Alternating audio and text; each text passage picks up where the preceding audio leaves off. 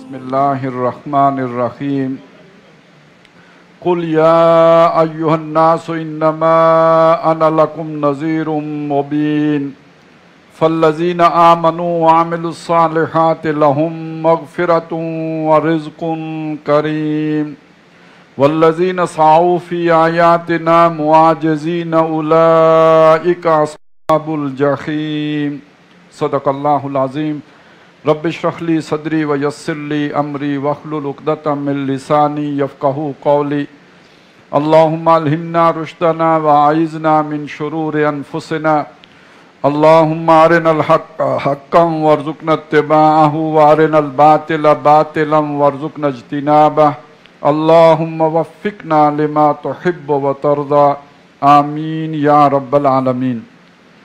سورہ حج کی 48 آیات ہم نے پڑھ لی تھی، آیت نمبر 49 سے ہم شروع کر رہے ہیں، اور اس میں ایک مضمون اس سے پہلے آ چکا ہے کہ یہ وہ اہل ایمان کے جو ہجرت کرنے پہ مجبور کر دیے گئے، اس سے پہلے انہیں حکم یہ تھا کہ تمہیں اگر ستایا جائے، تم پر زیادتی کی جائے، تشدد کیا جائے، تم نے جوابی کارروائی نہیں کرنی ہے بلکہ اپنے ہاتھ باندھ کر رکھنے ہیں۔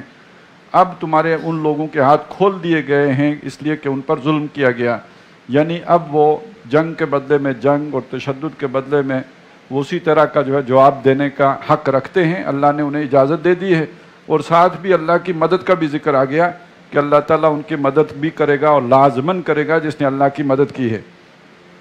ساتھ ہی یہ بھی بتا دیا گیا کہ اگر انہیں اللہ تعالیٰ اقتدار دے تو وہ کیا کریں گے، نماز قائم کریں گے۔ کا مطلب یہ نماز تو پہلے بھی قائم کرتے تھے، اب باقاعدہ نماز کا نظام قائم کریں گے، زکوٰۃ کا نظام قائم کریں گے، اور ایک ایسا معاشرہ تشکیل دیں گے جس میں امر بالمعروف اور نہی عن المنکر ہوگا۔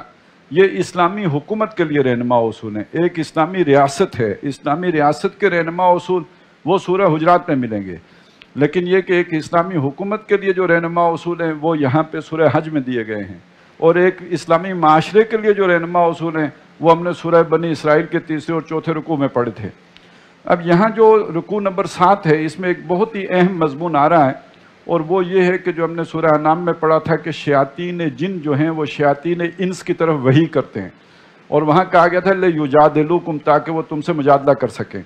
اب اس حقیقت کو یہاں پہ خاص انداز میں کھولا گیا ہے کہ وہ کیسے مجادلہ کرواتے ہیں، کیسے جھگڑا کرتے ہیں، وہ ہم آگے چلتے ہیں اور وہ پڑھ لیں گے، لیکن یہ کہ 7ویں رکوع کا مرکزی مضمون وہ ہے۔ فرمایا قل یا ایھا الناس، اے نبی فرما دیجئے کہ اے لوگو، انما انا لکم نذیر مبین، بے شک میں تمہارے لیے ایک واضح طور پر خبردار کرنے والا ہوں، وارن کرنے والا ہوں۔ میں تھانے دار نہیں ہوں کہ تمہیں زبردستی مسلمان بنا لوں، میرا کام ہے تمہیں متنبہ کرنا اور سمجھانا۔ فالذین آمنوا وعملوا الصالحات، میری اس وارننگ کے نتیجے میں جو لوگ ایمان لے آئیں اور نیک اعمال کریں، لہم مغفرۃ ورزق کریم، ان کے لیے بخشش ہوگی اور عزت والا رزق ہوگا۔ والذین سعوا فی آیاتنا معاجزین، اب اس لفظ کو سمجھے، وہ لوگ کہ جو سعی کریں، جہد کریں، محنت کریں، کوشش کریں، معاجزین، وہ فی آیاتنا، ہماری آیات میں کوشش کریں، معاجزین یعنی ان کو عاجز کر دینے کا، یعنی اللہ کی آیات کو عاجز کرنے کا مطلب ان کے معنی بدل دیں۔ ایک معنی وہ ہیں جو اللہ تعالیٰ ان الفاظ سے مراد ہے ان کی، اور ایک معنی وہ ہیں جو وہ اپنے معنی ان کو غلط معنی پہنا دیں، اس میں تعریف کر دیں، معنوی تعریف کر دیں، یا یہ کہ ان کے جو مقاصد ہیں ان کے رستے میں روک ڈالیں، رکاوٹ ڈالیں، انہیں ناکام کرنے کی کوشش کریں۔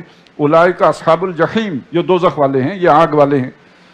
اب یہ جو اللہ کی آیات کو ناکام کرنے کے مختلف طریقے ہیں، ان میں سے ایک خاص طریقہ جسے آپ باطنی طریقہ کہہ سکتے ہیں یا معنوی تعریف کا طریقہ، اس کا ذکر یہاں پہ آ رہا ہے۔ فرمایا وما ارسلنا من قبلک من رسول ولا نبی، اے نبی آپ سے پہلے نہ ہم نے کسی رسول کو بھیجا، نہ کسی نبی کو بھیجا، الا اذا تمنا، مگر جب اس نے اللہ کا حکم پڑھ کر سنایا، اس نے اس کی ارادہ کیا کہ لوگوں تک اللہ کا حکم پہنچائے، القی الشیطان فی امنیتہ، شیطان نے اس کی تلاوت کے اندر، اس کے پیغام کے اندر اپنا القاء کر دیا۔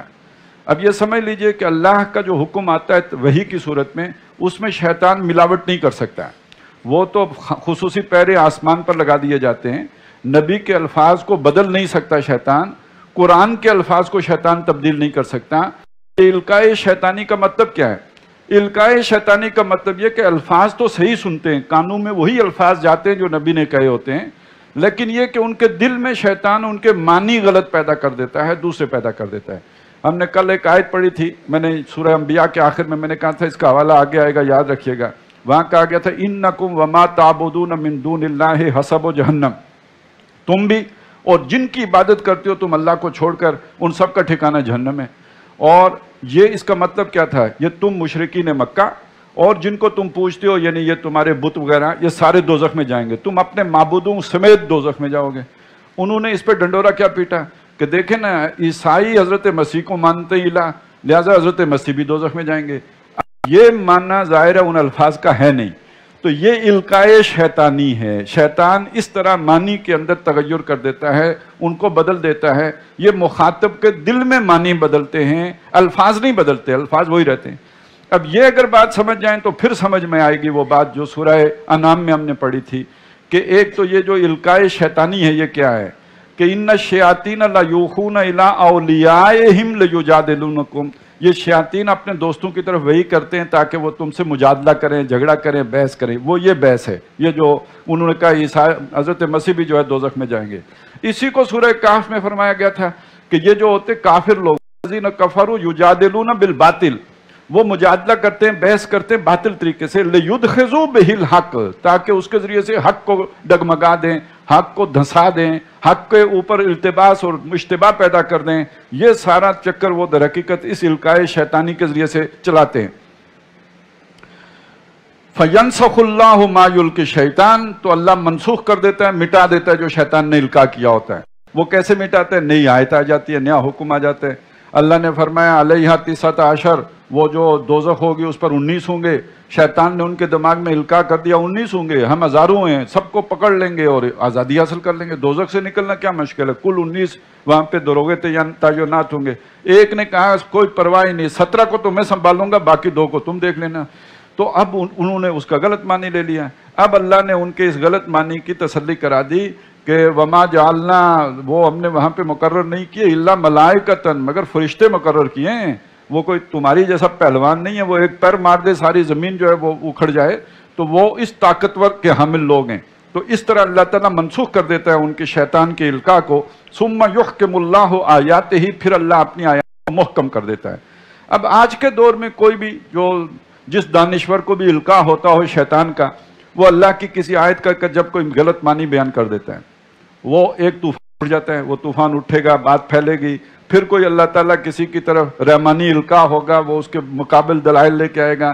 اب یہ ایک طرح کی جو ہے نا اس کی برین سٹارمنگ ہو رہی ہوگی، تو اس کا نتیجہ کیا نکلے گا؟ جو لوگ اس فتنے کا شکار ہوں گے، ان میں سے جو ثابت ایمان لوگ ہوں گے، ان پر وہ نظر اور واضح ہو جائے گا اور کلیئر ہو جائے گا، اس کی تمام جزیات بھی ان کے علم میں آ جائیں گی، گویا وہ آیت ان کے ذہن میں پہلے سے زیادہ محکم، پہلے سے زیادہ مضبوط، پہلے سے زیادہ کلیئر ہو جائے گی۔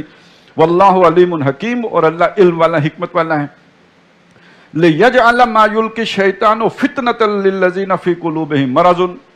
اچھا، اس کا ایک دوسرا نتیجہ بھی نکلتا ہے، وہ جو شیطان نے القاء کیا، جو اب آج کسی دانشور نے کسی چینل پہ بیٹھ کے عام کر دیا، سب کو معلوم ہو گیا، وہ القاء شیطانی سے ایک فتنہ کھڑا ہو گیا، تو اس کا ایک دوسرا نتیجہ بھی ایمان والوں کے نزدیک وہ آیت اور محکم ہو جاتی ہے، لیکن وہ لوگ جن کے دلوں میں مرض ہے، وَالْقَاسِيَةِ قُلُوبُهُمْ، اور وہ کہ جن کے دل سخت ہو گئے ہیں، ان کے لیے شیطان کا وہ القاء کیا ہوا فتنہ بن جاتا ہے، ان کو راستہ مل جاتا ہے۔ انہوں نے کہا اوہو یہ تو کوئی نہیں، ویکینڈ میرج ہی کرنی ہے تو مسیار کا راستہ ہے، چلو کام چلاؤ، اور حرام تو نہیں چھوڑنا ہے، وہ تو ہم نے کرنا ہی کرنا ہے، تو چلو مفتی صاحب نے ہیلا بتا دیا ہے، مچھلیاں تو پکڑنی ہی پکڑنی ہیں، تو چلیں یہ اس طریقے سے پکڑ لیتے ہیں ہفتے والے دن۔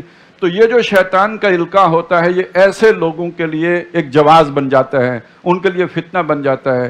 اور یہ وہاں پہ کہا سورہ انعام میں لِتَصْغَىٰ إِلَيْهِمْ أَفْئِدَةُ الَّذِينَ لَا يُؤْمِنُونَ بِالْآخِرَةِ، تاکہ مائل ہو جائیں اس شیطانی فتنے کی طرف ان لوگوں کے دل جو آخرت پر ایمان نہیں رکھتے اور دنیا ہی میں آگے بڑھنا چاہتے ہیں اور وہ اپنے غلط اعمال کرتے رہنا چاہتے ہیں۔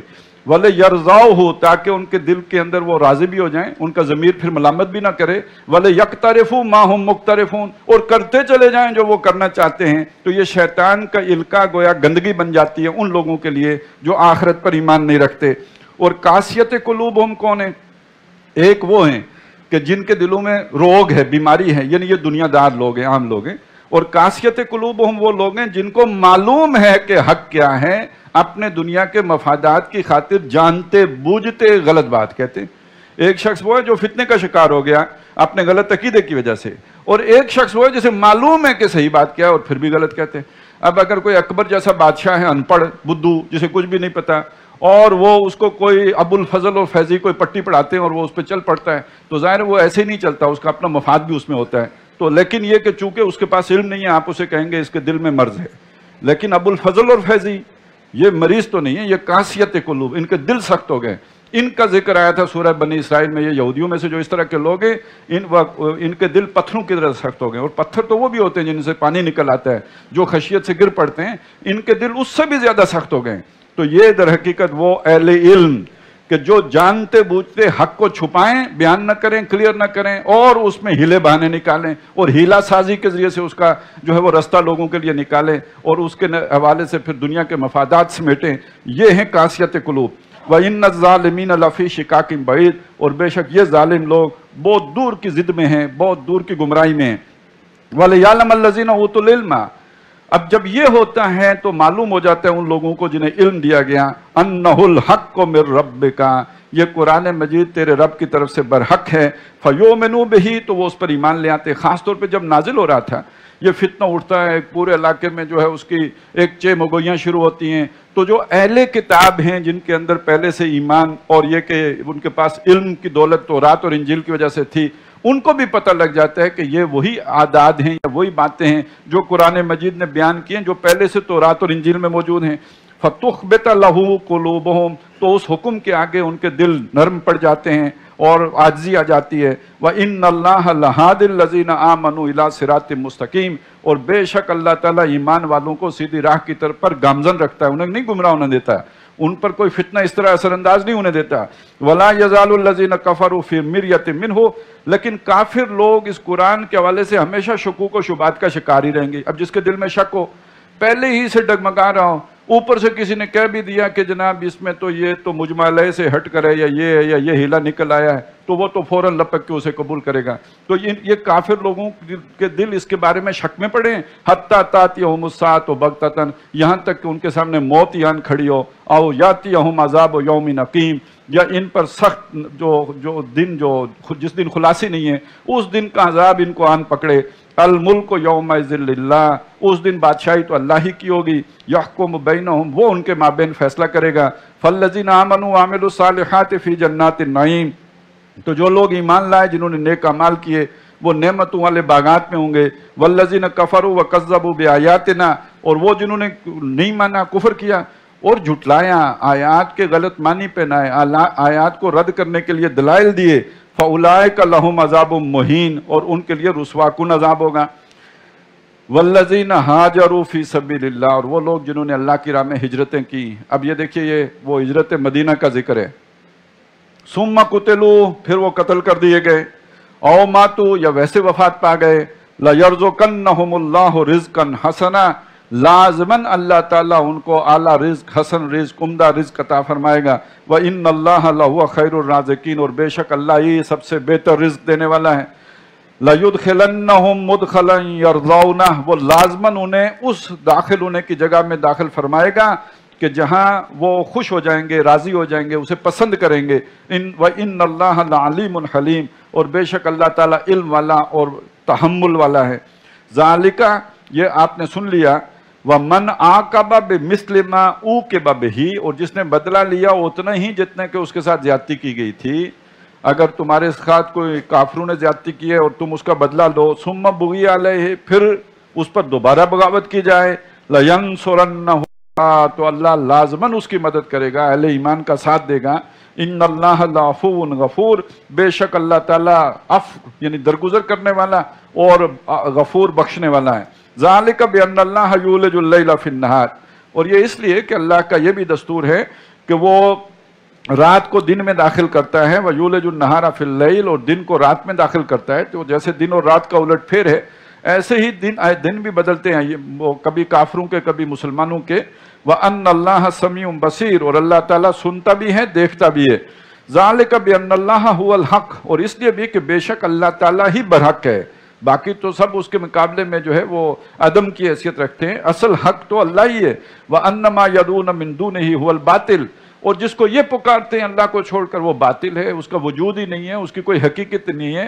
وَأَنَّ اللَّهَ هُوَ الْعَلِيُّ الْكَبِيرُ، اور بے شک اللہ تعالیٰ ہی ہے سب سے بلند اور بڑا. أَلَمْ تَرَ أَنَّ اللَّهَ أَنزَلَ مِنَ السَّمَاءِ مَاءً، کیا تم نے نہیں دیکھا کہ اللہ وہ ہے جس نے بلندی سے پانی اتارا. فَتُصْبِحُ الْأَرْضُ مُخْضَرًّا، پھر اس سے زمین ہو گئی ہری بھری سرسبز و شاداب. ان اللہ لطیف خبیر، بے شک اللہ تعالیٰ باریک بین بھی ہے اور باخبر بھی ہے. لہو ما فی السماوات و ما فی الارض، اسی کے لیے جو کچھ آسمانوں میں اور جو کچھ زمین میں ہے. وَإِنَّ اللَّهَ لَهُوَ الْغَنِيُّ الْحَمِيدُ، اور بے شک اللہ تعالیٰ ہی ہے وہ جو بے پرواہ بھی ہے اور سب خوبیوں والا بھی ہے.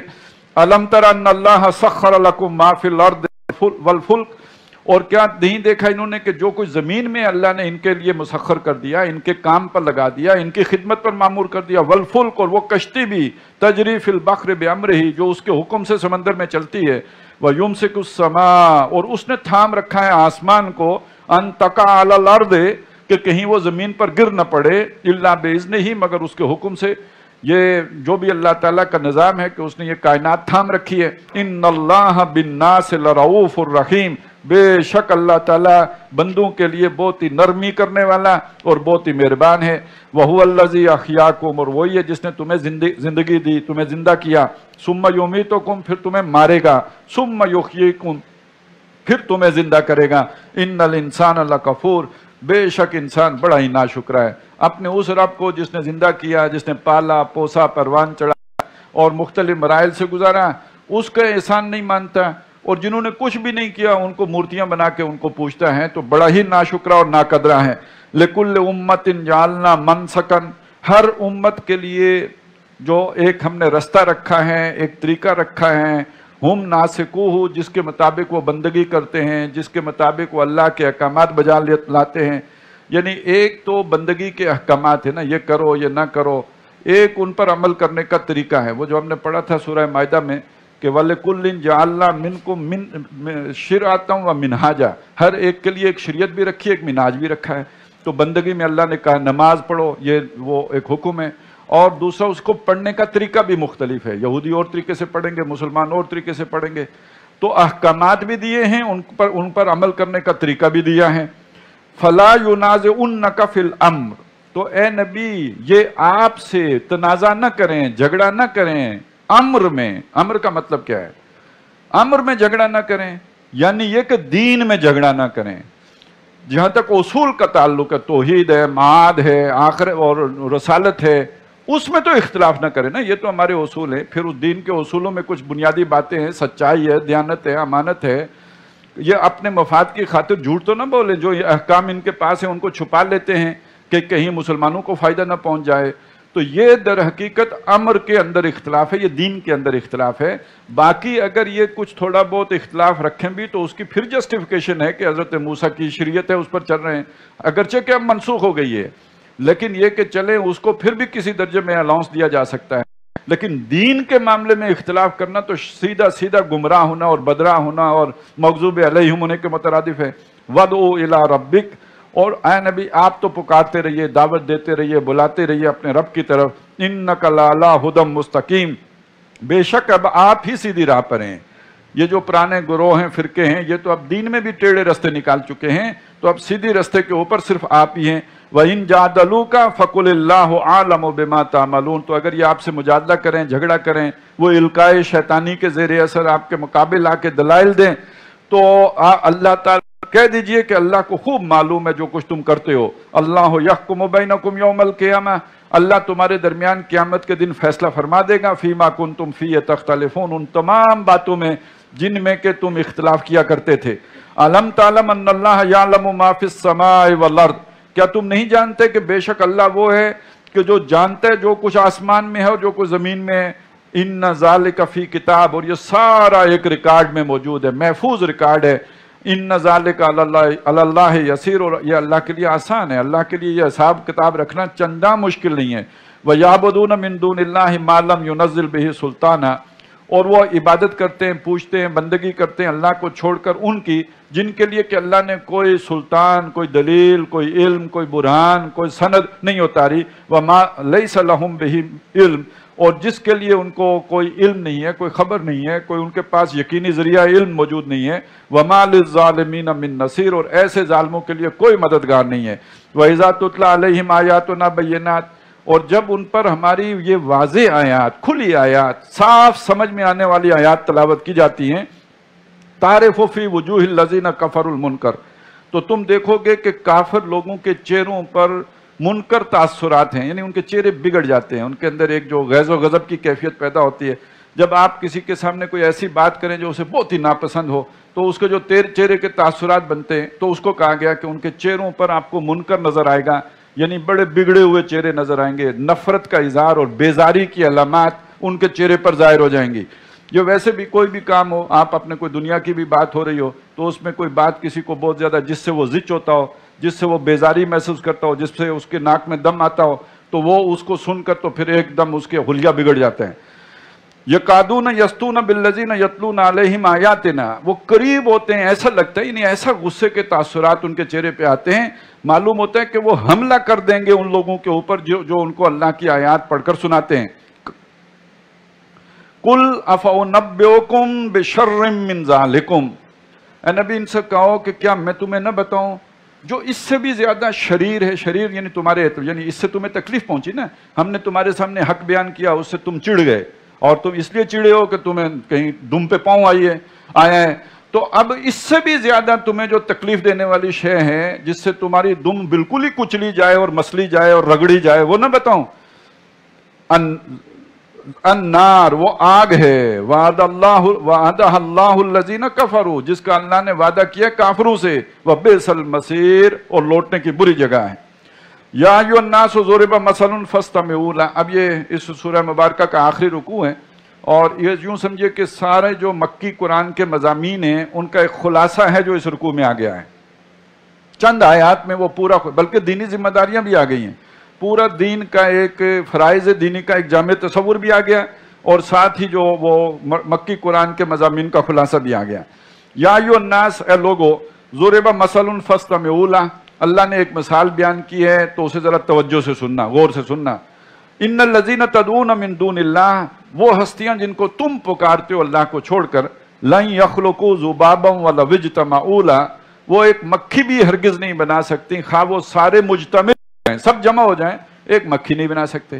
تو کتنی بودی چیزوں کو تم نے رب مان کر، پروردگار مان کر، ان سے تم توقعات لگا کے بیٹھے ہو تمہارے کام آئیں گے، مسئلے حل کریں گے، تمہاری تکلیفیں دور کریں گے، تمہاری بیماریاں ٹھیک کریں گے، تمہیں اولادیں دیں گے، تمہارے کاروباروں میں ترقی کریں گے، تمہارا بیڑا پار کریں گے، جو ایک مکھی نہیں بنا سکتے. یار کوئی آخر آدمی عقل کی بات کرتا ہے تو تم اپنی دکان پر بٹھانا تو انہیں پسند نہیں کرتے، بلکہ دکان کے اوپر تم ان سے صفائی کروانا بھی پسند نہیں کرو گے، اس لیے کہ وہ کر ہی نہیں سکتے.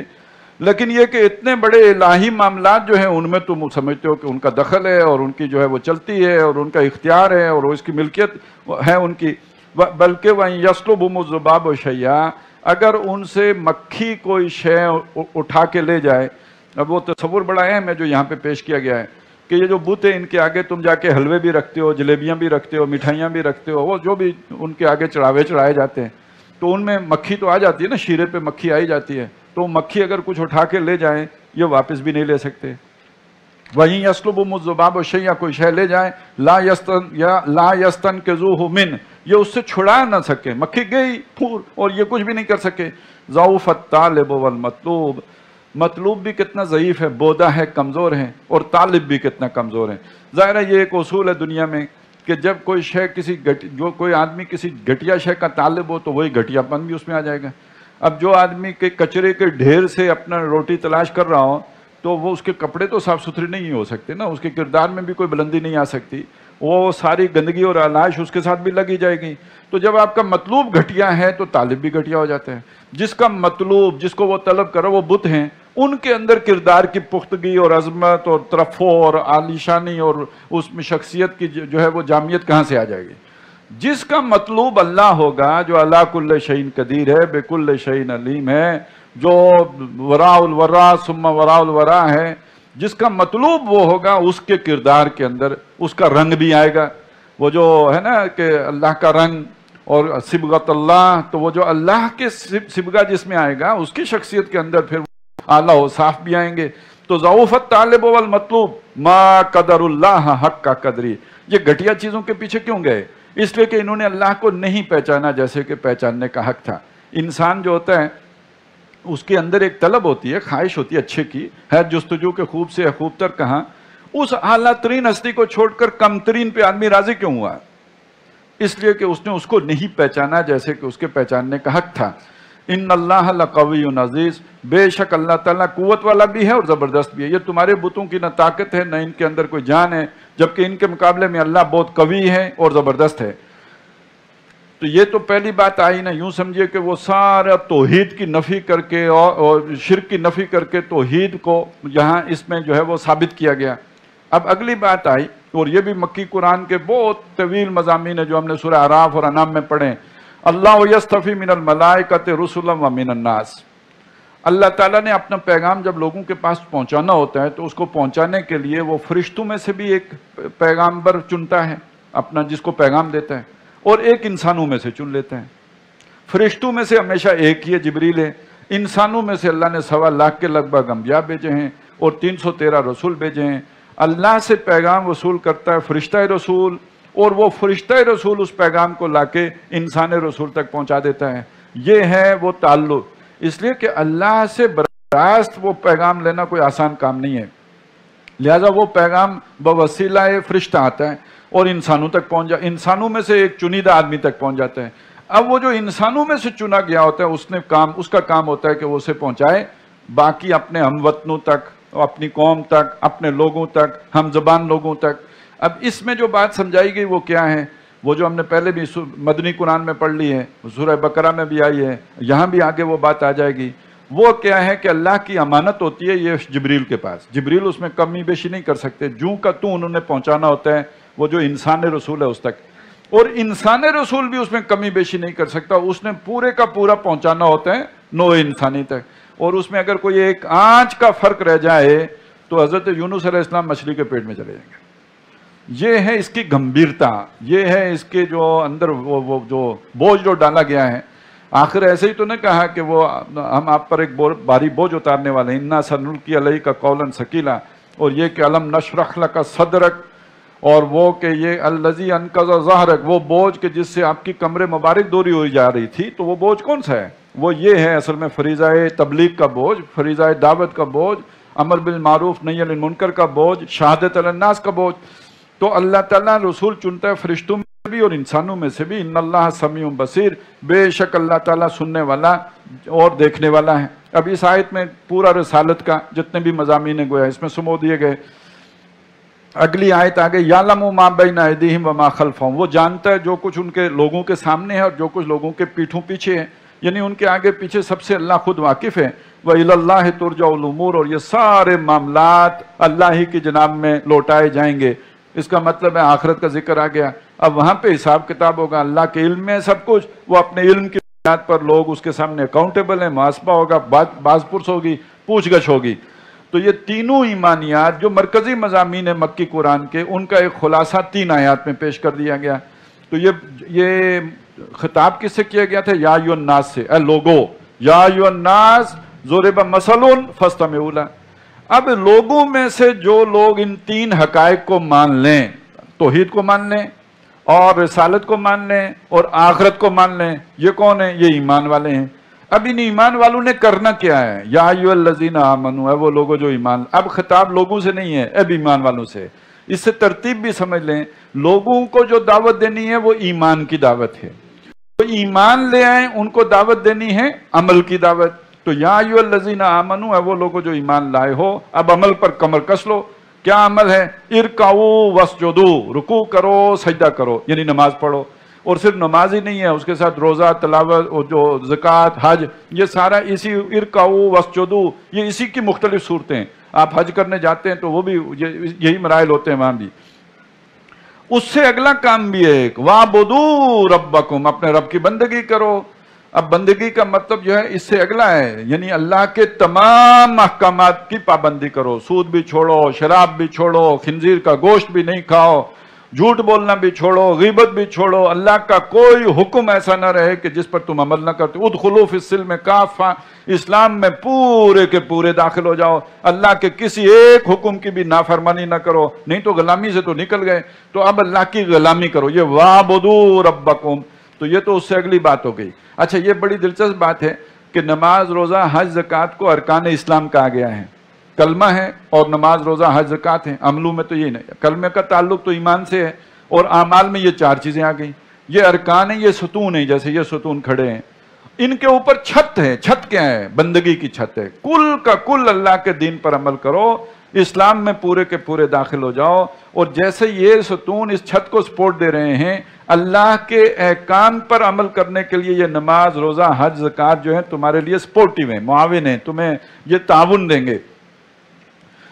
وَفْعَلُوا الْخَيْرَ، اور بھلائی کے کام کرو، نیکی کے کام کرو۔ اچھا، یعنی خدمت خلق کا کام آ گیا، یہ ہے چوتھا کام۔ اب اس خدمت خلق میں بھی مختلف سطحیں، کوئی بھوکا آدمی ہے اسے کھانا کھلاؤ، کوئی ننگا ہے اسے کپڑے پہناؤ، کسی کی کوئی ضرورت ہے تو وہ پوری کرو۔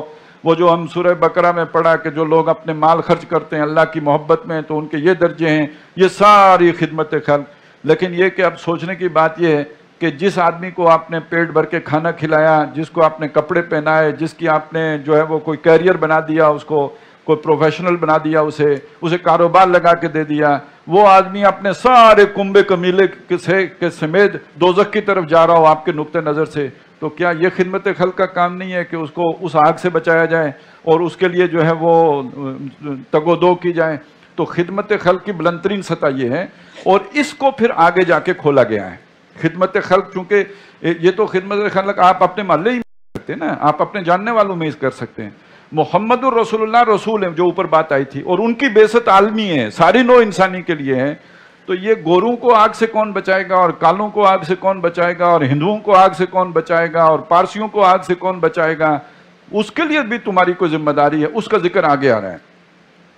وَفْعَلُوا الْخَيْرَ، بھلائی کے کام کرو، نیکی کے کام کرو، خدمت خلق کے کام کرو، لعلکم تفلحون، تاکہ تم فلاح پاؤ، تمہارا بھلا ہو، تاکہ تم بامراد ہو، تاکہ تم جنت میں جا سکو۔ تو اب یہ یہاں کلیئر ہو گیا، ایمان وہ 3 آیات میں آ گیا، اور عمل صالح جسے کہا جاتا ہے بار بار، اِلَّا الَّذِينَ آمَنُوا وَعَمِلُوا الصَّالِحَاتِ، یہ ایک آیت میں آ گیا۔ لیکن عمل صالح میں کیا کچھ ہے؟ ارکعوا واسجدوا وَاعْبُدُوا رَبَّكُمْ وَافْعَلُوا الْخَيْرَ، یہ سب عمل صالح ہے۔ اس میں سے کوئی رہ گیا تو پھر عمل صالح کا حق ادا نہیں ہوا۔ لعلکم تفلحون، تاکہ تم فلاح پاؤ، کامیاب ہو۔ اب ایک اور اضافی ذمہ داری تم پر بحیثیت امت آ گئی نا، خیر امت ہو، بہترین امت ہو، اعلیٰ امت ہو، تم چنیدہ لوگ ہو، پسندیدہ لوگ ہو، باقیوں کے مقابلے میں تمہارے درجے بلند ہیں، نبی صلی اللہ علیہ وسلم کا درجہ بلند، تم ان کی امت سے ہو، تمہارا درجہ بلند، اس لیے کہ جو صرف پیدا ہونے کی وجہ سے نہیں، اس کام کی وجہ سے جو تمہیں سونپا گیا ہے، وہ کام کیا ہے؟ وَجَاهِدُوا فِي اللَّهِ حَقَّ جِهَادِهِ، اور اللہ کے لیے جہاد کرو، محنت کرو، لگو، کھپو، اپنے اوقات لگاؤ، اور اس کے لیے نکلو جیسے کہ اللہ کے لیے کھپنے کا حق ہے۔ هُوَ اجْتَبَاكُمْ، اس لیے کہ اس نے تمہیں چنا ہے۔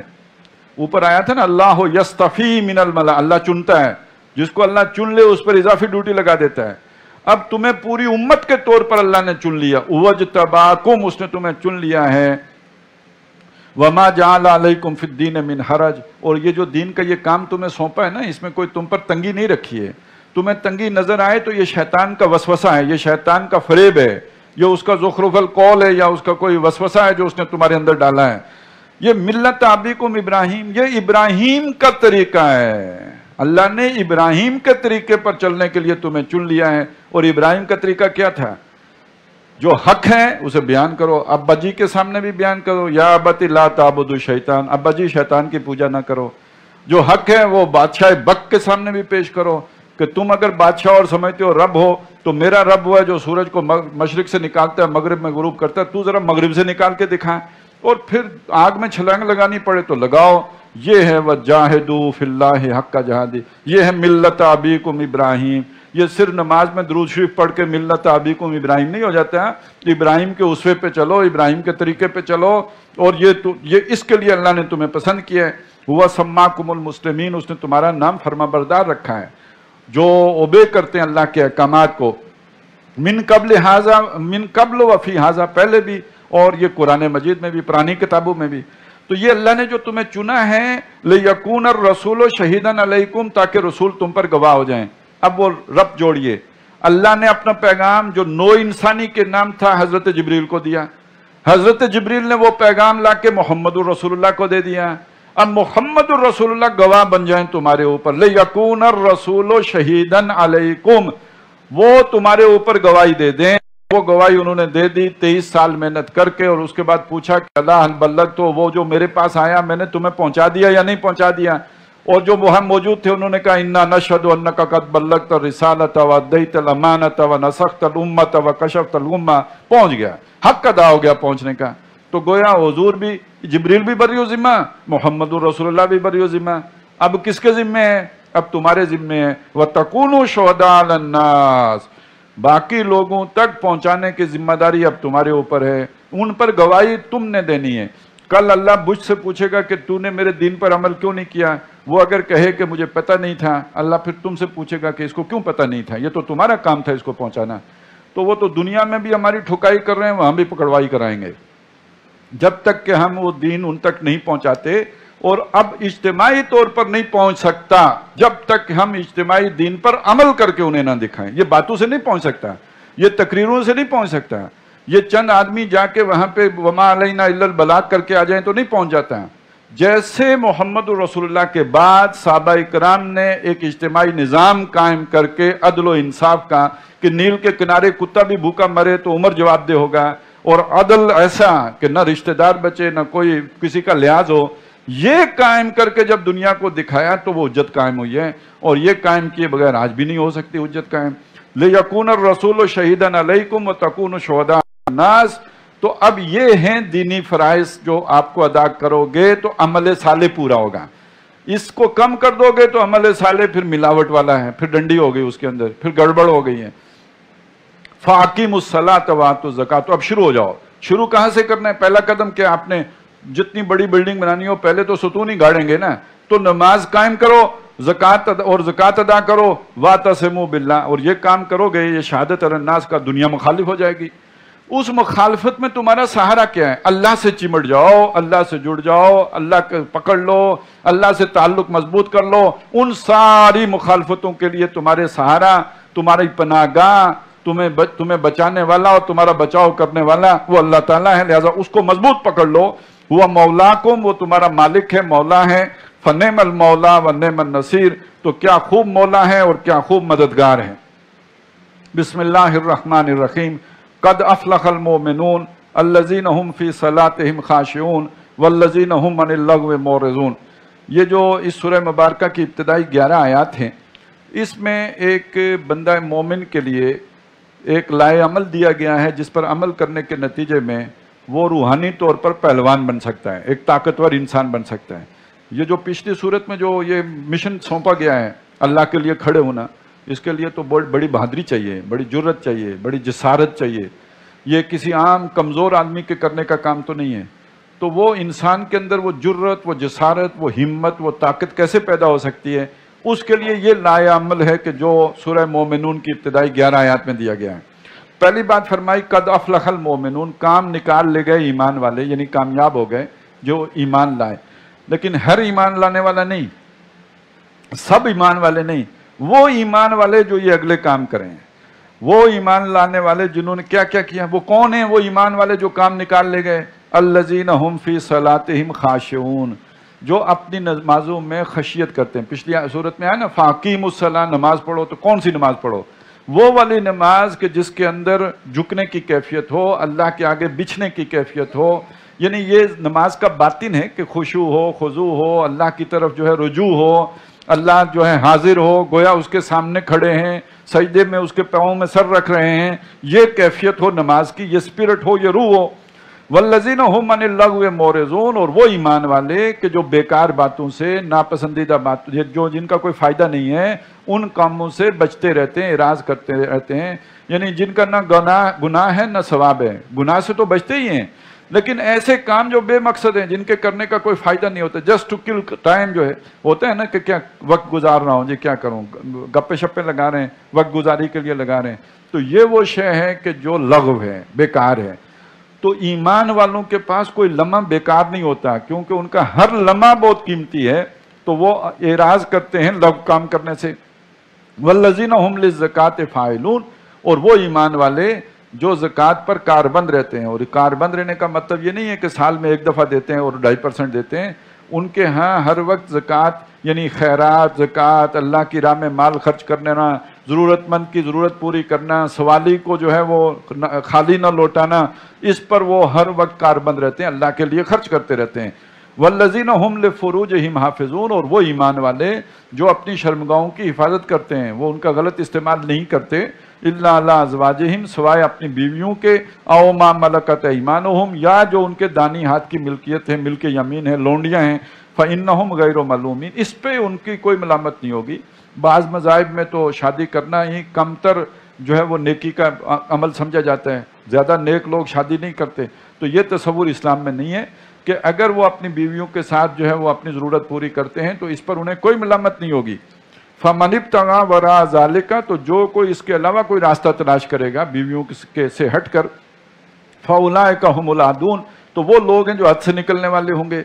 تو یہاں ایمان والوں کا پہلا وصف یہ بیان ہوا کہ نماز میں ان کے رجوع اور خشیت کا معاملہ ہوتا ہے، دوسرا یہ کہ بے مقصد کام نہیں کرتے ہیں، تیسرا یہ کہ زکوٰۃ اور خیرات پر کاربند رہتے ہیں، اور چوتھا یہ کہ اپنے شرمگاہوں کی حفاظت کرتے ہیں، بے حیائی کا ارتکاب نہیں کرتے، زنا سے مجتنب رہتے ہیں۔ اگلا وصف ان کا یہ ہے کہ والذین ہم لاماناتہم وعہدہم راعون، اور وہ ایمان والے جو اپنی امانتیں بھی پوری کرتے ہیں، وہ ذمہ داریوں کی صورت میں ہوں یا کسی کا کوئی امانت ان کے پاس رکھی ہوئی ہو، اس کو پورا کرتے ہیں، اس کا حق ادا کرتے ہیں، اگر ذمہ داری بھی ان کو سونپی گئی ہو۔ وعہدہم، جو انہوں نے عہد و پیمان کیے ہوں، جو کسی کے ساتھ کانٹریکٹ کیا ہو اس کو نبھاتے ہیں، اس کو پوری طرح جو ہے اس پر جو کاربند رہتے ہیں۔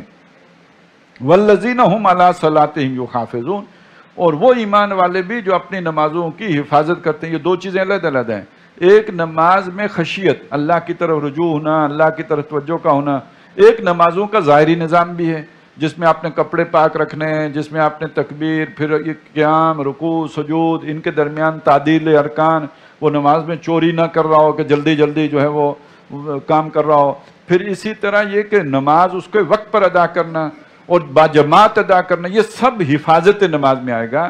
تو نمازوں کی حفاظت کرتے ہیں، اولئک هم الوارثون، سارے مسلمان وارث نہیں ہیں، یہ مسلمان ہیں، یہ مومن ہیں جن کو کامیابی ملے گی اور یہ وارث بنیں گے۔ اور یہاں کس کے وارث بنیں گے؟ ایک تو جنت کے وارث بنیں گے، ایک محمد الرسول اللہ کا مشن ہے، اس کے وارث بنیں گے۔ آپ صلی اللہ علیہ وسلم کو ساری نوع انسانی کے لیے رسول بنا کے بھیجا گیا، اور اس کی وراثت کا تقاضا یہ ہے کہ وَتَكُونُوا شُهَدَاءَ عَلَى النَّاسِ، لوگوں کے اوپر گواہ بنو، تو اس کے لیے جان چاہیے نا، اس کے لیے کوئی محنت چاہیے، اس کے لیے کوئی ایک سلوک طے کرنا ہے جس کے بعد وہ قابلیت آپ کے اندر پیدا ہوگی کہ اس کے لیے کر سکیں۔ تو یہ ابتدائی تربیت ہے جس سے گزر کر وہ حضور صلی اللہ علیہ وسلم کے اس مشن کو ادا کرنے کے قابل بن سکتے ہیں۔ الذین یرثون الفردوس، پھر یہی لوگ جنتوں کے بھی وارث بنیں گے، ٹھنڈی چھاؤں کی جنت میں جو ہے وہ جائیں گے، ہم فیہا خالدون، اور ہمیشہ اس میں رہیں گے۔ وَلَقَدْ خَلَقْنَا الْإِنسَانَ مِنْ سُلَالَةٍ مِنْ طِينٍ، اور ہم نے انسان کو بنایا ہے مٹی کے خلاصے سے۔ یہ جو نطفہ ہے یہ در حقیقت مٹی کو مختلف مراحل سے گزار کر اس کا ایک ایسنس ہے جو تیار کیا گیا ہے۔ ثم جعلناہ نطفۃ، پھر ہم نے اس کو ایک نطفہ بنا کے رکھ دیا، فی قرار مکین، ایک مضبوط مکان میں، اسے قرار دے دیا، ایک مکان میں، ایک مضبوط جگہ میں، یعنی رحم مادر میں جا کے اس کو ٹھہرا دیا۔ ثم خلقنا النطفۃ علقۃ، پھر ہم نے اس نطفے کو علقہ بنا دیا۔ اس کا اگلا مرحلہ آ گیا جب وہ دونوں مکس ہو کے اور امتشاج ہونے کے بعد وہ ایک رحم مادر کی دیوار کے ساتھ لٹک گیا۔ فخلقنا العلقۃ مضغۃ، پھر ہم نے اس علقہ کو مضغہ بنا دیا، ایک لوتھڑا سا بنا دیا، گوشت کی بوٹی بن گیا۔ فخلقنا المضغۃ عظاما، پھر ہم نے اس گوشت کے اندر ہڈیاں بنائی، گوشت سے ہڈیاں بن گئی۔ فقصونا العظام لحما، اور پھر اس ہڈیوں کے کو پہنا دیا ہم نے گوشت، ان کے اوپر گوشت چڑھا دیا۔ اب یہ جو ہے وہ ڈھانچہ بن گیا اور اس کے اوپر گوشت بھی چڑھ گیا۔ ثم انشأناہ خلقا آخر، پھر ہم نے اسے اٹھایا ایک اور تخلیق کے اوپر. اب اس کی تشریح نہیں ہوئی وہ کیا تخلیق ہے. تو یہ سارے مراحل تقریباً، ایک رائے تو یہ ہے ویسے کہ وہ کوئی 4 مہینے لگتے ہیں، لیکن یہ کہ شاید 40-50 دن میں یہ سارے مراحل طے ہو جاتے ہیں. نطفہ، نطفہ سے علقہ، علقہ سے مضغہ، اور مضغہ کے بعد ہڈیاں بن کے چھوٹی چھوٹی جو بھی، اور وہ شکل سی بن جاتی ہے، ایک ناک نقشہ آ جاتا ہے وجود میں. اب جب ان مراحل سے گزر چکا ہوتا ہے تو ایک فرشتہ لا کے اس میں روح ڈالتا ہے. یہ جان نہیں ہے، یہ اور چیز ہے. ثم انشأناہ خلقا آخر، یہ حدیث میں آیا ہے کہ وہ ایک فرشتہ لا کے اس کے اندر رحم مادر میں روح ڈالتا ہے. تو وہ ایک اور اٹھان پہ ہم نے اسے اٹھایا. فتبارک اللہ احسن الخالقین، بابرکت ہے اللہ، کیا خوب پیدا کرنے بنانے والا ہے. ثم انکم بعد ذلک لمیتون، بات یہاں رکے گی نہیں. تو ہم نے پیچھے پڑھے تھا، بچہ ہوتا ہے، بچے سے پھر وہ جوانی کو پہنچتا ہے، پھر بڑھاپے کو پہنچتا ہے، پھر ارذل العمر کو پہنچتا ہے. کوئی پہلے وفات پا جاتا ہے، کوئی نکمی عمر کو پہنچنے کے بعد وفات پاتا ہے. تو یہاں وہ آخری بات گن دی، ثم انکم بعد ذلک لمیتون، پھر اس کے بعد تم مرو گے، تم میت بن جاؤ گے. ثم انکم یوم القیامت تبعثون، پھر اس کے بعد قیامت کے دن تم دوبارہ اٹھا لیے جاؤ گے. تو اگر یہ ساری چیزیں ذہن پہ ہوں تو جس اللہ کی یہ قدرتیں ہیں اس کے لیے کیا مشکل ہے کہ وہ تمہیں دوبارہ اٹھا دے اور کھڑا کر دے قیامت کے دن. وَلَقَدْ خَلَقْنَا فَوْقَكُمْ سَبْعَ طَرَائِقَ، اور ہم نے تمہارے اوپر، ہماری یہ قدرت بھی تو دیکھو نا، 7 رستے بنائے. اچھا یہ جو آسمان ہے، کہیں اسے آسمان کہا، کہیں 7 شدائد کہا، 7 مضبوط بنائے، کہیں اسے کہا چھت ہے، کہیں اسے کہا رستے ہیں. اس کو سمجھ لیجئے کہ جو ہم سمجھ رہے ہیں، ہمارا جو تصور ہے آسمان کا، کہ جیسے ہمارے مکان کی چھت ہوتی ہے تو اس پوری کائنات کی کوئی چھت ہے جس کو آسمان کہتے ہیں، یہ ایسی بات نہیں ہے. اس لیے کہ یہ جو ہمیں نیلگوں سا ایک سما نظر آتا ہے، یہ تو آنکھیں ہیں جو جہاں جا کے وہ ان کی انتہا ہو جاتی ہے تو اس طرح کا وہ نظر آنا شروع ہو جاتا ہے. اقبال نے کہا نا، ایک ردائے نیلگوں کو آسمان سمجھا تھا میں. تو یہ آسمان نہیں ہے. آسمان کس چیز کو کہا گیا ہم جانتے نہیں. سما اصل میں بلندی کو کہتے ہیں. اس بلندی پر کچھ ہے ایسی شے کہ جو ہمارے نظام کے ساتھ جو بہت جڑی ہوئی ہے، ہماری زندگی کے ساتھ جس کا بہت گہرا تعلق ہے، اس کی حقیقت ابھی تک انسان پر کھلی نہیں ہے. یہ ابھی تک اسے آیات متشابہات کے درجے میں سمجھے، لیکن شاید کہ وہ کوئی اس طرح کی چیز ہو، جیسے میں ایک گمان کی بات کر رہا ہوں، اندازے کی بات ہے، کہ جیسے آج کل کہا جاتا ہے کہ ایک اوزون کی سطح ہے. یہ اوزون کا کام کیا ہے؟ جو سورج کی شعاعیں آتی ہیں ان میں جو مضر اثرات ہوتے ہیں ان کو فلٹر کر کے انسان کے لیے جو ہے، انسان کی صحت کے لیے انہیں مناسب بنا کے زمین پہ جانے دیتی ہے. تو ہو سکتا ہے کہ اس کو آسمان کہا گیا ہو، یا یہ کہ بہرحال کچھ جو یہاں رستے کہہ دیا، 7 طرائق، اوپر سے جانے کے 7 رستے رکھ دیے. وما كنا عن الخلق غافلین، اور بنا کے ایسا نہیں ہوا کہ ہمیں پتہ نہیں ہے کہ کون کہاں رکھا ہوا ہے اور کس کی کیا ضرورت ہے اور کس کی کیا حاجت ہے. ہم اپنی مخلوق سے غافل نہیں ہیں. وَأَنزَلْنَا مِنَ السَّمَاءِ مَاءً، اور ہم نے بلندی سے پانی اتارا، بے قدرن، حساب کا، اندازے کا، ایک ضرورت کے مطابق. فَأَسْكَنَّاهُ فِي الْأَرْضِ، پھر ہم نے اسے ٹھہرا دیا زمین کے اندر. اور یہ ٹھہرانے کے لیے بڑے اہتمامات کیے. اب یہ جو برف پڑتی ہے یہ بھی تو پانی کو ٹھہرانے کا ہی طریقہ ہے نا. وہ اوور ہیڈ جو ہے نا، وہ بہت بڑے بڑے سٹور بنا دیے جو ہے پانی کے، یعنی انہیں جما کے ٹھہرا دیا. ہم تو ٹنکیاں بنا کے سٹور رکھتے ہیں پانی کو، اللہ نے جو ہے ایک اور انداز میں اس کو سٹور کر لیا. پھر زمین کے اندر ٹھہرنے کے مختلف اس کے جو ہوتے ہیں جو خزانے. وَإِنَّا عَلَىٰ ذَهَابٍ بِهِ لَقَادِرُونَ، اور بے شک اس کو لے جانے کی بھی ہم قدرت رکھتے ہیں. ہمارے لیے مشکل نہیں ہے کہ پانی ختم کر دیں یا زمین میں نیچے لے جائیں. فانشا، یعنی یہ سب ہم نے تمہارے لیے کیا ہے. تم نے تو سوچا نہیں، یہ تمہاری پلاننگ تو نہیں، تمہاری حکومت کے یہ کارہائے نمایاں تو نہیں، یہ تو سب ہم نے کیا تمہارے لیے. فانشأنا لکم بہ جنات، پھر اس پانی کے ذریعے سے ہم نے تمہارے لیے باغات نکالے. من نخیل، کھجوروں کے، وعناب، اور انگوروں کے. لکم فیہا فواکہ کثیرۃ، فواکہ کثیرۃ، اس میں تمہارے لیے ڈرائی فروٹ ہے بہت سا. ومنھا تاکلون، اور وہ بھی پھلیں جو تم کھاتے ہو. وشجرۃ تخرج من طور سینا، اور وہ درخت بھی اسی پانی سے نکلا جو طور سینا میں خاص طور پر ہوتا ہے، یعنی زیتون کا درخت. تنبت بالدہن، جو تیل لے کے اگتا ہے، اس میں تیل ہوتا ہے. وصبغا للعاقلین، اور اسی میں جو ہے یعنی وہ سالن کے طور پر بھی کھانے والے استعمال کرتے ہیں اس تیل کو. وَإِنَّ لَكُمْ فِي الْأَنْعَامِ لَعِبْرَةً، اور اسی طرح تمہارے لیے نشانی یہ بھی، اللہ کی قدرتوں کی ایک نشانی تمہارے چوپایوں میں ہے جن کے ساتھ تم روز بسیرا کرتے ہو. وہ کیا نشانی ہے؟ نُسْقِيكُم مِّمَّا فِي بُطُونِهَا، ہم تمہیں پلاتے ہیں اس میں سے جو ان کے پیٹوں میں ہے. اور یہ ہمیں بتا دیا، وہ ہم نے پڑھ لیا پہلے سورۃ النحل میں، کہ ان کے پیٹوں میں چارے سے ایک طرف گوبر بنتا ہے ایک طرف خون بنتا ہے, بیچ سے ہم تمہارے لیے سفید دودھ نکالتے ہیں. تو اگر سوچو تو کتنی بڑی نشانی ہے. وَلَكُمْ فِيهَا مَنَافِعُ كَثِيرَةٌ, اور ان چوپایوں میں تمہارے لیے بڑے نفع ہیں. دودھ بھی پیتے ہو, گوشت بھی کھاتے ہو, پھر اس میں وہ جو ہے کتنے لوگوں کی جو ہے وہ روزگار اس کے ساتھ منسلک ہوتا ہے. وَمِنْهَا تَأْكُلُونَ, اور ان میں سے کھاتے بھی ہو. وَعَلَيْهَا وَعَلَى الْفُلْكِ تُحْمَلُونَ, اور انہی چوپایوں کے اوپر اور کشتی کے اوپر تم سوار کیے جاتے ہو, سواریاں کرتے ہو. وَلَقَدْ أَرْسَلْنَا, یہ ہے ایک طرف کہ ہم نے اتنا کچھ کر لیا تمہارے لیے, تو اس کا ایک تقاضا یہ ہے کہ تم ہمارے بندے بنو, ہمارا حق مانو, اور دوسرا یہ کہ یہ مانو کہ اللہ کے لیے دوبارہ پیدا کرنا چندہ مشکل نہیں ہے. اب اگر نہیں مانو گے تو تم سے پہلے بھی کچھ لوگوں نے نہیں مانا تھا, ان کا ذکر کیا گیا.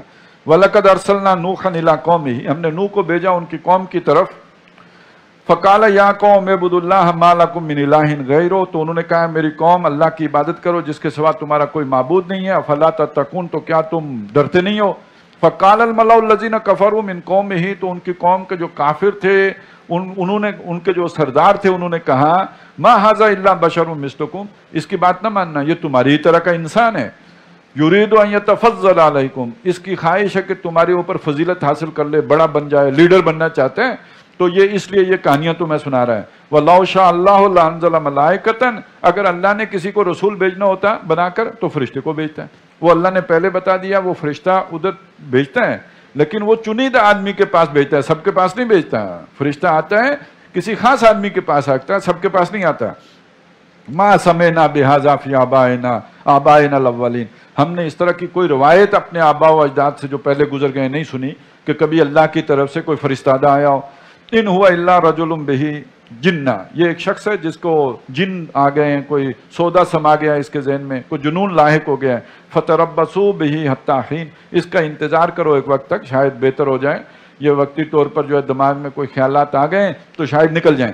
قال رب انصرنی بما کذبون, جب قوم نے نہیں مانا, 900 برس گزر گئے, اب انہوں نے دعا کیا میرے رب تو جس طرح انہوں نے مجھے جھٹلا دیا ہے اس پر میری مدد فرما, میری نصرت فرما. فاوحینا الیہ, تو ہم نے اس کی طرف وحی کی, ان اصنع الفلک بأعیننا ووحینا, کہ ہماری نگاہوں کے سامنے اور ہمارے حکم کے مطابق کشتی بناؤ. فاذا جاء امرنا, اور جب ہمارا حکم پہنچے گا, وفارت تنور, اور جو تندور ہے وہ جوش مارے, اس سے پانی نکلے. فاسلک فیہا من کل زوجین, تو پھر اس میں ہر ایک چیز کا جوڑا جو ہے وہ اس میں سوار کر لو, اثنین, دو دو.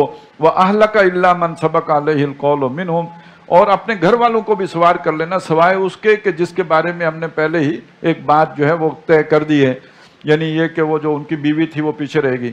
وَلَا تُخَاطِبْنِي فِي الَّذِينَ ظَلَمُوا, اور مجھ سے بات نہ کرنا ظالم لوگوں کے بارے میں. إِنَّهُمْ مُغْرَقُونَ, یہ سب کے سب غرق ہونے والے ہیں. فَإِذَا اسْتَوَيْتَ أَنْتَ وَمَن مَّعَكَ عَلَى الْفُلْكِ, تو جب اے نوح آپ بھی اور جو آپ کے ساتھی ہیں وہ بھی اس کشتی پہ سوار ہو جائیں. فَقُلِ الْحَمْدُ لِلَّهِ الَّذِي نَجَّانَا مِنَ الْقَوْمِ الظَّالِمِينَ, تو کہیے کہ کل شکر و تعریف اس اللہ کے لیے جس نے ہمیں ظالم قوم سے نجات دی ہے. وَقُلْ رَبِّ أَنزِلْنِي مُنزَلًا مُبَارَكًا, اور یہ دعا بھی کرنا کہ اے رب مجھے اتار, برکت کا اتارنا. وَأَنْتَ خَيْرُ الْمُنزِلِينَ, اور تو سب سے بہتر اتارنے والا, مہمان نوازی کرنے والا ہے. إِنَّ فِي ذَلِكَ لَآيَاتٍ, اس میں نشانیاں ہیں کہ اب اگر جو نہیں مانے گا تو وہ کس انجام سے دوچار ہوگا.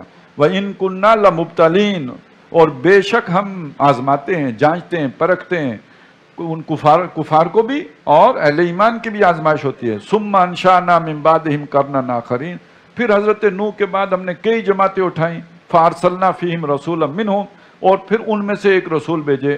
ایک خیال یہ کہ یہ قوم عاد کی طرف جو بھیجے گئے, حضرت ہود علیہ السلام, ان کا نام نہیں ہے یہاں پہ. فَأَرْسَلْنَا فِيهِمْ رَسُولًا مِّنْهُمْ, پھر ان کی طرف رسول بھیجے جو انہی میں سے تھے. أَنْ اعْبُدُوا اللَّهَ مَا لَكُم مِّنْ إِلَٰهٍ غَيْرُهُ, اور انہوں نے بھی آ کے وہی بات کہی جو حضرت نوح نے کہی تھی کہ کوئی تمہارا الہ نہیں ہے اللہ کے سوا, تو اسی اللہ کی بندگی کرو. أَفَلَا تَتَّقُونَ, تو کیا تم اس سے ڈرتے نہیں. بارک اللہ لی ولکم فی القرآن العظیم ونفعنی وإیاکم بالآیات والذکر الحکیم.